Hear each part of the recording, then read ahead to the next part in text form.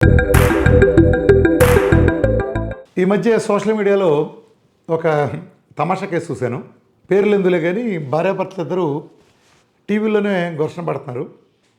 Case ఏంటంటే నాకు కొంతమంది ఫార్వర్డ్ చేశారు, సార్ మీరు చూడండి సార్, మీరు ఈ కేసు మీరు చేయగలరని. చూస్తే భార్యాభర్తలు ఇద్దరికి ఏదో మ్యారేజ్ అయింది, కొత్తగా మ్యారేజ్ అయినట్టుంది. ఒక సంవత్సరం మ్యారేజ్ అయ్యేలోపు ఇప్పుడు అతను ఆ అమ్మాయితో కాపురాంగ్ చేయనని చెప్పి విడాకులకి ఏదో నోటీస్ ఏదో ఇచ్చుకున్నట్టున్నారు.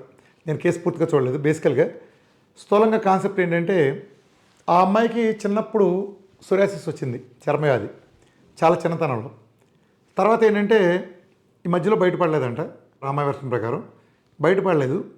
పెళ్ళి వచ్చేటప్పటికి ప్రెషర్ ఉంటుంది కదా, ఆ పెళ్లి టైంలో ఆ టైంలో ఏదో పెళ్ళైన తర్వాత కొంచెం ఆ కొత్త కాపురం ఆ ప్రెషర్ కారణంగా అది ఆ ఒత్తిడిలో బయటకు వచ్చింది. మళ్ళీ తిరిగి భర్త ఏమంటాడంటే సోరియాసిస్ ఉంటే దాచిపెట్టి ఆ అమ్మాయి నాకు చేశారంటాడు, కాబట్టి కాపురం చేయనంటాడు.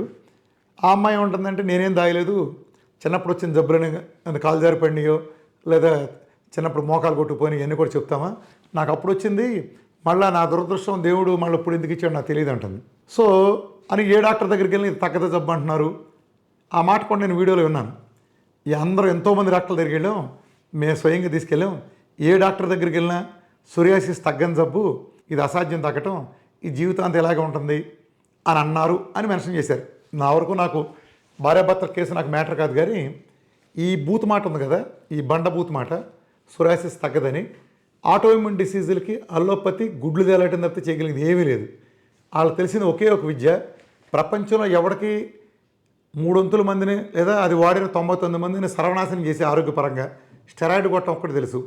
దాని వలన సోరియాసిస్ కానీ ఇతరులంటే తాత్కాలికంగా హిడెన్ అవుతాయి, కింద లోపల లేయర్లో హిడెన్ అవుతాయి. ఆ టైం వచ్చినప్పుడు మళ్ళీ భయంకరంగా విజృంభించి అంతకంటే పెద్ద స్థాయిలో వస్తాయి. సో వాళ్ళ దగ్గర పరిష్కారం లేదు. నిజానికి సోరియాసిస్ లాంటి వ్యాధులన్నీ అలానే ఉంటాయి. కొంతమందికి ఏమో పర్మనెంట్గా ఉంటాయి, అనేక రకాలు ఉన్నాయి దీంట్లో. బాగా క్రానిక్ ఉండే మనకు ఒళ్ళంతా చూస్తే జడుచుకునేటట్టు అనిపించే ఏమో నెలలోనే తగ్గిపోవచ్చు. అసలు ఏంటి కేసు అతనా అని మనమే ఆశ్చర్యపోతాం. లేదా కొంచెం ఉండేది ఒక సంవత్సరం పట్టచ్చు, ఎందుకంటే అందులో అనేక రకాలు ఉన్నాయి. ఆ ఇమ్యూనిటీ అటాక్ చేసిన విధానం వేరు. బట్ ఏదైనా మన డైట్ తగ్గి తీరాల్సిందే, మ్యాటర్ ఆఫ్ టైం. నెల పట్టచ్చు, సంవత్సరం పట్టచ్చు. ఎక్కువ మందికి 6 నుంచి 8 నెలల లోపు మ్యాక్సిమం 100% రిజల్ట్స్ వస్తాయి. సో ఇది కూడా మళ్ళీ ఒక దశల వారీగా తగ్గడం జరుగుతుంది. అంటే ఒకసారి అంటే నిజానికి దానికి కారణం ఏంటంటే సోరియాసిస్ అంతా ఒక లేయర్లో ఉండదు, పై లేయర్లో ఉండేది మనం చూస్తాం. ఈ కింద లేయర్లో ఉండేది హిడెన్గా ఉంటుంది. దాని టైం వచ్చినప్పుడు వేరే చోట బయటకు వస్తుంది. ఇప్పుడు నాకు ఇక్కడ చర్మవ్యాధి ఉందనుకోండి, నాకు ఇక్కడే కాదు, ఇది పై లేయర్లో ఉంది, ఇదంతా నాకు కింద లేయర్లో ఉండొచ్చు బహుశా. దీని టైం వచ్చినప్పుడు నేను ఇమ్యూనిటీ నాకు ఇంకా ఫర్దర్ లోపం వచ్చినప్పుడు ఇది బయటకు వచ్చి పైనుండే లేయర్లో వచ్చి నాకు డిస్ప్లే అయ్యి బయటకు కనిపిస్తుంది. కాబట్టి ఇది ఒక్కటే అనుకోవద్దు సోరియాసిస్. అందుకే మన డైట్ చేసిన వాళ్ళకి ఒక నెల రోజుల పాటు ఇలా పెరిగి ఇలా తగ్గుతుంది. ఎక్కువ మందిలో 99% ఇలా ఫ్లాట్గా తగ్గటం, డౌన్ అవటం ఉండదు, ఇలా తగ్గుతుంది. ఇప్పుడు ఈ కేసు తీసుకుంటే ఈ అమ్మాయికి చిన్నప్పుడు వచ్చి ఉండొచ్చు, తర్వాత అంత ఒత్తిడి ఉండాల్సిన సందర్భం ఉండకపోవచ్చు.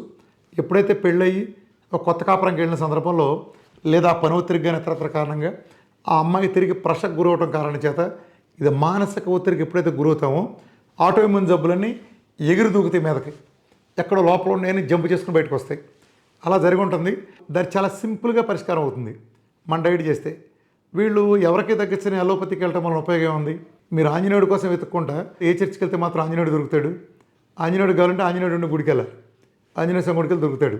అట్లానే సొల్యూషన్ కావాలంటే ఒక్కళ్ళకు కూడా తగ్గని అలోపతికి వెళ్తే అది నిజంగా తగ్గదు. పాపం వాళ్ళు అంటానికి ఏం లేదో, అసలు ఆటోఇమ్యూన్ గురించి వాళ్ళకి ఏం తెలియదు. పాపం ఆ థైరాయిడ్ ఉంటుంది, ఆ థైరాయిడ్ కూడా అంతే.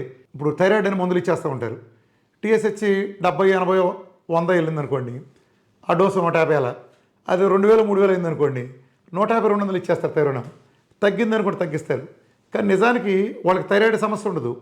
వాళ్ళకి వచ్చేది ఆటోఇమ్యూన్ డిసీజ్ అయినా హషిమోటో థైరాయిడైటిస్ ఉంటుంది. కనీసం నేను ఇన్ని వేల రిపోర్ట్లు చూస్తున్నా, ఇంతమంది endocrinologist, sorry to say this, 2 రాష్ట్రాల్లో చూస్తున్నా, ఇంతమంది ఎండోక్రినాలజిస్టులు ఉన్నారు. హషిమోటో థైరాయిడైటిస్ మీద అవగాహన లేదు.